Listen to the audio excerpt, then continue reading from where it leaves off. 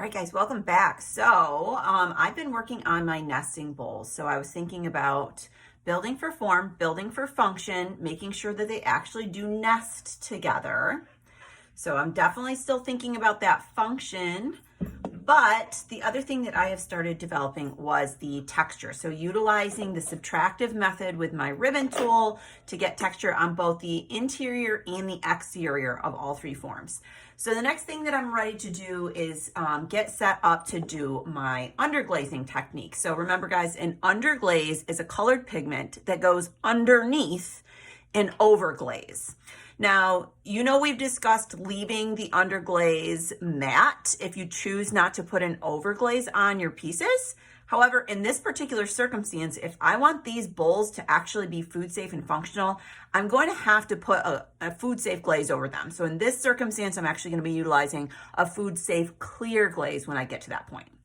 All right, so I've selected some colors. I wanted this like really turquoise blue color on the interior to contrast. I'm going to be playing with a sgraffito technique on the exterior using a mahogany brown and a jet black. So I'm actually going to be flipping over my forms and beginning with several layers of this mahogany brown. Once that is a little bit more leather hard to the touch, I'm actually going to be putting a couple coats of the black, the jet black, over the top of that and practice that sgraffito technique to see if I can carve through the black just enough to see some of that mahogany brown. We know that when these pieces fire, because they're a low fire earthenware that is like a white earthenware, they're going to fire to like a cream color. And I really want that exterior to be pretty rich and dark. So the first thing that I had to do was to make sure that the consistency of my underglaze was correct. So I made sure that everything was mixed up and ready to go. So remember, homogenizing the consistency. This is actually a brand new underglaze that I ordered quite a while ago that I have not used yet. So this one was still sealed, so it should definitely be ready to go.